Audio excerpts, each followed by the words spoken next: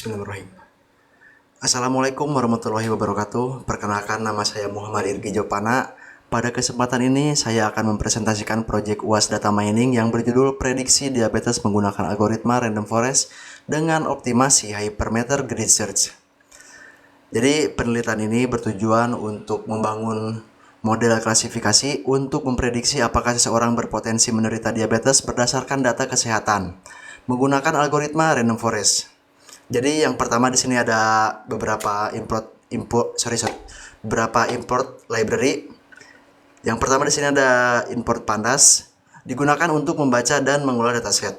Di sini juga ada import matplotlib, digunakan apabila diperlukan visualisasi data. Selanjutnya ke dataset. Di sini ada informasi dataset. Pada setiap tahap ini, dataset diabetes dibaca menggunakan fungsi read CSP, sehingga data dapat diproses menggunakan Python.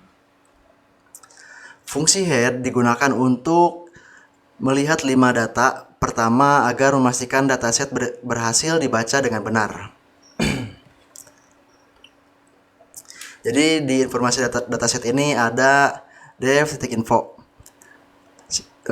Dari hasil tersebut dapat diketahui jumlah data sebanyak 768 baris dengan 9 atribut. Serta seluruh atribut bertipe numerik sehingga dapat langsung digunakan pada proses machine learning.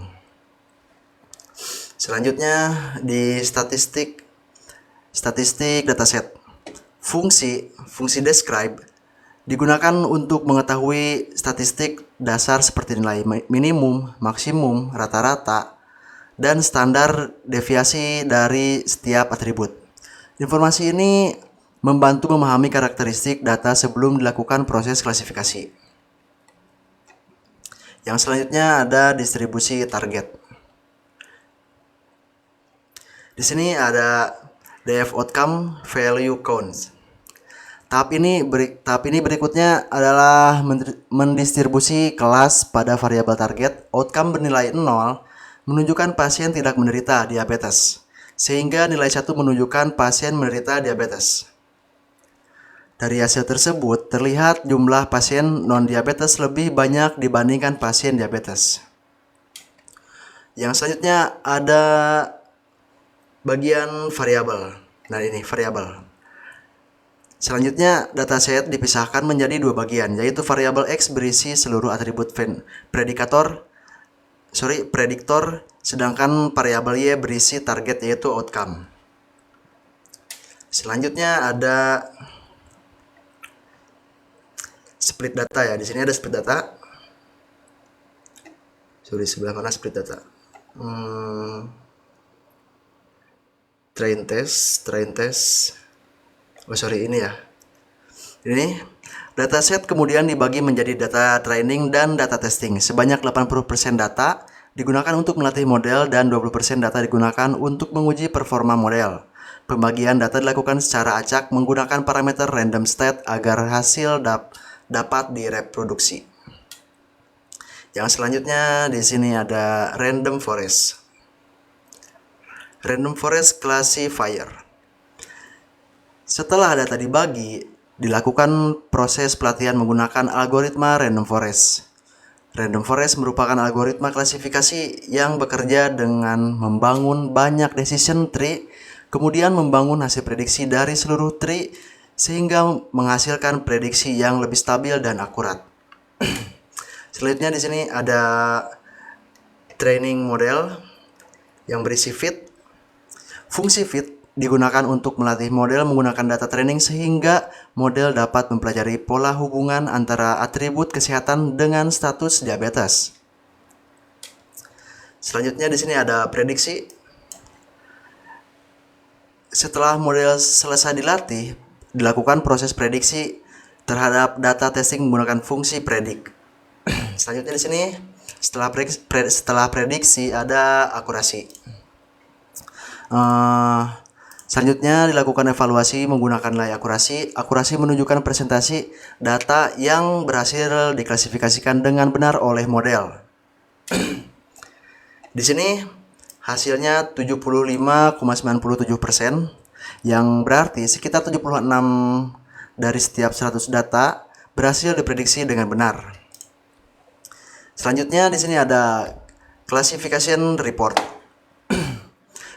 Classification report memberikan informasi mengenai precision, recall, F1 score, dan support pada masing-masing kelas. Evaluasi ini digunakan untuk mengetahui performa model secara lebih rinci dibandingkan hanya melihat akurasi. Selanjutnya ada conversion matrix. Jadi hasilnya itu 85, 15, 22, dan 32. Berdasarkan conversion matrix, terdapat 85 pasien non-diabetes yang berhasil diprediksi dengan benar. 32 pasien diabetes yang berhasil diprediksi dengan benar. 15 pasien non-diabetes yang salah diprediksi sebagai diabetes. Dan yang terakhir ini 22 pasien diabetes yang salah prediksi. Jadi hasil ini menunjukkan bahwa model sudah mampu mengenali pola klasifikasi dengan cukup baik, meskipun masih terdapat beberapa kesalahan prediksi. Dan selanjutnya di sini ada grid search. Untuk meningkatkan performa model dilakukan optimasi hypermeter menggunakan grid search.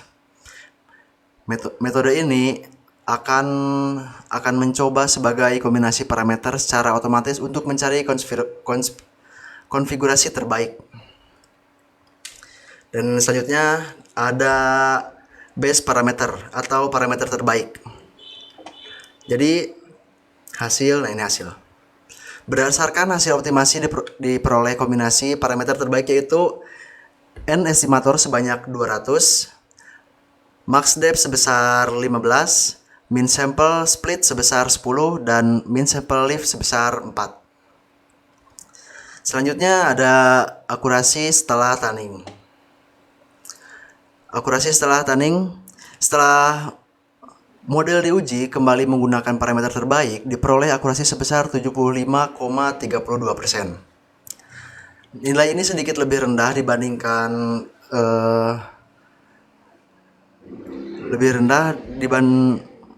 model awal, sehingga dapat disimpulkan bahwa optimasi hypermeter belum memberikan peningkatan performa pada dataset yang digunakan. Dan ada selanjutnya analisis pola wajib.